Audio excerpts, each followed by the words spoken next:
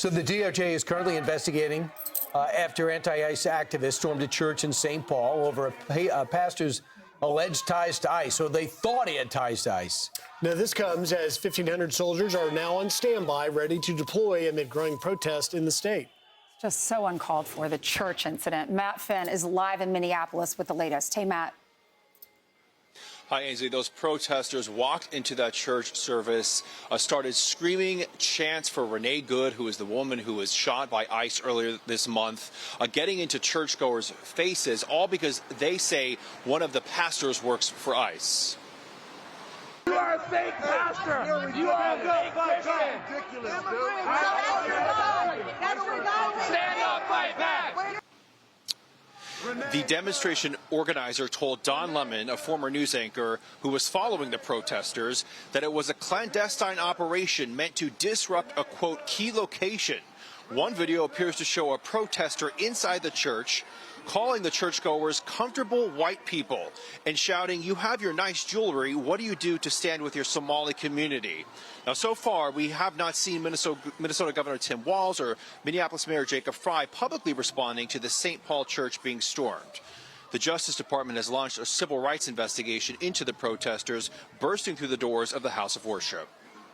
It carries criminal penalties and violations. And what the Attorney General is saying is the truth. She will come down hard. The Department of Justice will come down hard. Our Civil Rights Division will come down hard on anybody who tries to impede or intimidate somebody in a place of worship or a police officer or an ICE officer. It's just not going to happen in this administration. Now, earlier yesterday, Mayor Frey once again said that demonstrations in Minneapolis are peaceful. In the face of a whole lot of adversity, I'm so proud to be from Minneapolis. They're peacefully protesting. They're standing up for one another. And, you know, like I said, it's not just going to be resistance here in this city. We're not backing down. We're not going to be intimidated. So we began reaching out to Governor Walz, Mayor Frey yesterday for comment on the church. So far, we have not heard back. We've also reached out to the St. Paul mayor. Back to you guys in New York. All right, Matt Finn, Live Force Minneapolis. Matt, thank you very much. You know, this is remarkable that, and Mayor Frey will set aside, he just is waffling all over this thing. He says he wants to support ICE, but yet this ICE is bad, and, you know, he wants the ICE to get the F out. But the Governor Tim Walz, I remember over the holidays, Governor Tim Walz was warning that ICE would be coming into Minneapolis and would be doing midnight mass raids on immigrants at church services. He said, quote, because that's who they are, after comparing ICE to Nazis. Well, guess what? He's had no comment about the anti-ICE agitators that are breaking federal law by obstructing and assaulting officers going into the church. It wasn't ICE that went into the church. It's the crowd that he incensed that went into this church, and this is just a despicable scene. Well, this is just horrible. I mean, you go into church to pray, to ask for forgiveness, to set your week in the right direction, in the right tone. Everything is peaceful, and it's about love and kindness and spreading the gospel. And when you have these individuals who are yelling and screaming and getting in people's faces, this is just too far. This is not peaceful. And they're walking in and storming into a house of worship, and it's just plain out wrong. I would be scared to go to church next week if I were in that area, because is this a trend now? Is this something they're going to start doing? But evidently the pastor came out and started to engage him, but they just kept screaming at him because they don't want to have a conversation. So he was still ready to engage people that barged into the church. By the way, in today's security environment, didn't they have a situation where they barged into a church like 6 months ago and started shooting people? The minute you see some thunderous noise coming from the back of a church, you got to be thinking the worst. And then security, you would think would be in a church, but they went in the middle of the aisle, started screaming. This is all scripted. This is all planned. Just like they go out of their way to follow you with the apps to make sure to find out what hotels ICE is staying in. Now the hotel's saying, I'm getting so many complaints, I can't have ICE agents here because all the protesters come and my other customers are complaining. So this is what they wanted. They wanted to create a chaos. But tell me how this resonates with most of America. And what if you're in church with your children I mean, I would be panicking right now if I'm sitting here. I would hit the floor. I'd try to get out of there with my child. I'd be scared. But you hit the nail on the head there, Ainsley, and that is you said you would be scared to go to church in St. Paul, Minneapolis, not because of ICE raiding in there, which is what Walz was warning about, but because of the anti-ICE agitators that he has poured gasoline on fueling.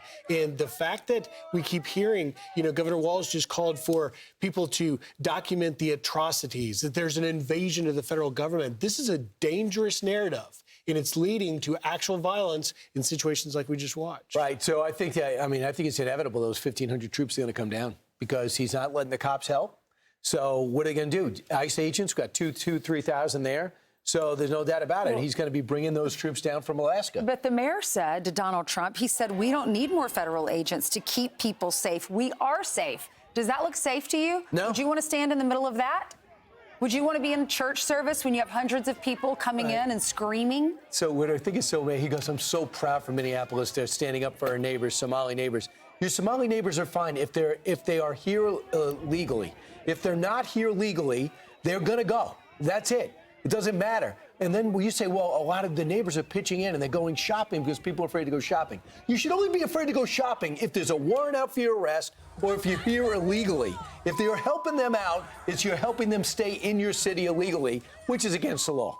Yeah, Valerie Harwell is a woman in 2024, in the summer of 2024, that was killed by a drunk illegal immigrant in Minneapolis that was from Ecuador. He was twice released on the streets. ICE went and got him just months ago because they targeted the actual dangers to the community. You don't hear, I asked Jacob Fry about Ms. Harwell. He had no idea who she was. But at the end of the day, you cannot divorce the fact that this isn't just out of nowhere. This is because in sanctuary cities, there are dangerous, in many cases violent, criminal illegal aliens on the streets, and this administration is trying to round them up and deport them because that's what federal immigration law holds. They just arrested a guy from the Latin Kings who was still in paperwork from the FBI vehicle, defiling it, stealing it, and then they took the gun safe from there. I don't know how that footage never ended up on the Sunday shows.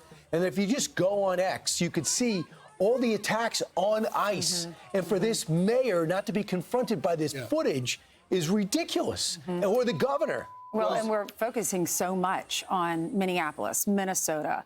The state is not only dealing with these protests, they're dealing with so much fraud, too. They are, and we can connect some dots here, Ainsley, because you just saw Dr. Oz and the California U.S. Attorney Bill Asaley out there launching a massive fraud investigation in California. Why is that? And we're going to get into the detail. I'm Steve Ducey. I'm Brian Kilmeade. And I'm Ainsley Earhart. And click here to subscribe to the Fox News YouTube page to catch our hottest interviews and most compelling analysis.